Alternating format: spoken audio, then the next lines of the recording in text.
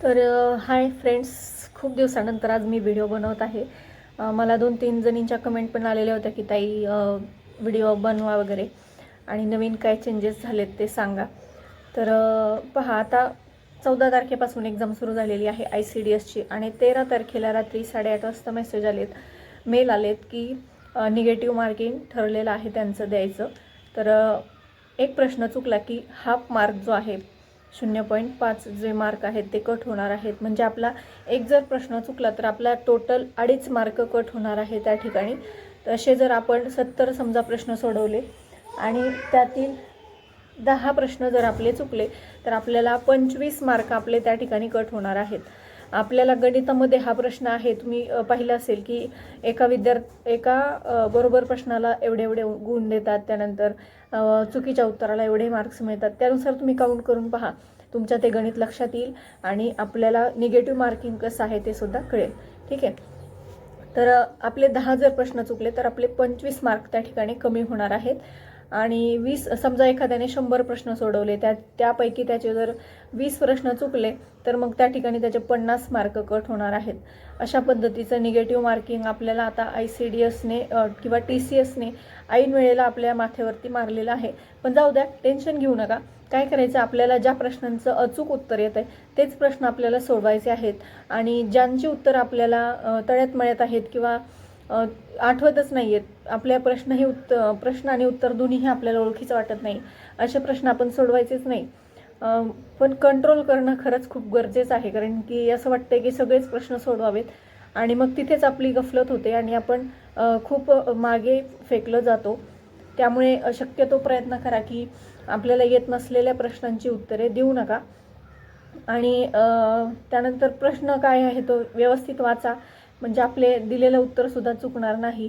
बऱ्याचदा आपल्याला कन्फ्यूज करण्यासाठी म्हणजे असं दिलेलं असतं की यामधला कोणता पर्याय नाही आणि खाली सगळे दिलेले असतात. आपल्याला वाटतं बरोबर आहे, सगळं आपण टिक करून येतो. तर प्रश्न अगोदर व्यवस्थित वाचायचा आहे. त्यानंतर कॅल्क्युलेशन मिस्टेक आपण मॅथ्स रिझनिंगमध्ये टाळायच्या आहेत. त्याचबरोबर कॉन्फिडन्स लो होता कामा नये आणि तुक्के मारायचं म्हणजेच ढगात गोळ्या मारायचं काम अजिबात करायचं नाही. मी सुरुवातीलाच सांगितलं, आपल्याला जेवढं येतं आहे बरोबर आहे तेवढंच आपण मार्क करून यायचं आहे. अशा पद्धतीने छोट्या छोट्या मला टिप्स तुम्हाला सांगायच्या होत्या आजच्या व्हिडिओच्या माध्यमातून. त्यानंतर तुम्हाला ग्रुप लेवल टायमिंगबद्दल तर यापूर्वीच आपण ऐकलेलं आहे, सांगितलेलं आहे. त्यानंतर आता राहिलेल्या दिवसामध्ये छान रिव्हिजन करा. मेन तुम्ही हायलाईट केलेले पॉईंट जे आहेत ते वाचा. गणित बुद्धिमत्तेचा सुद्धा छान सराव करा. त्याचबरोबर सेंटर तर सर्वांनाच दूरचे आलेले आहेत, कुणालाही म्हणजे जवळचं टाकलेल्या जिल्ह्यांमधलं जवळचं असं सेंटर मिळालेलं नाही आहे. सगळ्यांना दूरची सेंटर मिळालेले आहेत आणि त्यामुळे परीक्षेला जाण्याचं स्किप करू नका, कारण एवढ्या दिवस आपण मेहनत केलेली आहे आणि ती आता म्हणजे आपल्याला अनुभव तरी येईल असा विचार करूयात आपण. आणि पुढच्या परीक्षेसाठी मग त्या दृष्टीने आपल्याला प्रिपरेशनसुद्धा करता येईल. जरी आपलं यावेळी म्हणजे पेपर थोडासा हार्ड वगैरे गेला तर आपल्याला तिथे कॉम्प्युटरचा थोडासा सुद्धा म्हणजे ग्रुप लेवल टायमर काय आहे किंवा परीक्षा कशा प्रकारे कंडक्ट केली जाते, आता बऱ्याच जणींचा पहिलाच अनुभव असणार आहे. त्यामुळे ह्या गोष्टीसुद्धा खूप जास्त इम्पॉर्टंट आहेत. आणि यानंतरच्या सगळ्या परीक्षा TCS बऱ्यापैकी TCSच घेत आहे. त्यामुळे आपल्याला या परीक्षेतून काही ना काहीतरी शिकायला मिळणारच आहे. आणि ज्यांचा अभ्यास झालेला नाही आहे अशांनीसुद्धा नक्कीच परीक्षा द्यायला जा, कारण सेंटर लांब आहे असं म्हणून परीक्षेला जायचं टाळणं योग्य नाही आहे. एवढे दिवस आपण ज्या परीक्षेची वाट पाहत होतो ती परीक्षा आता आपली आलेली आहे आणि नक्कीच परीक्षेला जा. आता मी सुद्धा, माझंही सेंटर दूर आलं आहे, मला पण विंचवाचं बिराड जसं पाठीवर असतं तसं सगळं म्हणजे पूर्ण फॅमिली घेऊन जावं लागणार आहे.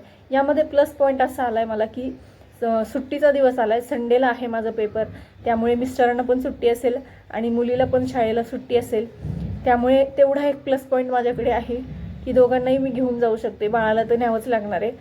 आणि एवढे दिवस व्हिडिओ टाकत नव्हते मी. एका ताईने मला कमेंट केलेली की तुम्ही सांगणार होता वगैरे, पण काय झालेलं ना की माझी दोनही मुलं आळीपाळीनी आजारी पडलेली होती आणि मग मला त्यांच्याकडे लक्ष देणंही तेवढंच गरजेचं होतं. काय झालं, अजूनही त्यांना थोडंसं बरं नाही आहे, परंतु आता ठीक आहे. आणि त्यामुळे माझा पण अभ्यास झालेला नव्हता. डोळेसुद्धा माझेही म्हणजे रात्रीचंही जागरण करायचं, याला सांभाळायचं, दिवसा अभ्यासाला वेळच मिळत नव्हता. पण असो, आता मुलं त्यांच्या तब्येती पाहणंसुद्धा गरजेचं आहे. हां, तर ना मॉक टेस्ट तुम्हाला जर द्यायची असेल किंवा तुम्ही मग बऱ्याचशा आपल्या यूट्यूब चॅनल्सवरती बऱ्याच जण ॲड करत असतात की त्यांना ITCSचा जो पॅटर्न आहे सेम त्याच पॅटर्नमध्ये त्यांनी मॉक टेस्ट वगैरे ठेवलेले आहेत, टेस्ट सिरीज ठेवलेले आहेत. तुम्हाला गरज वाटत असेल, तुम्ही अफोर्ड करू शकत असाल तर तुम्ही नक्कीच त्या टेस्ट सिरीज घेऊ शकता.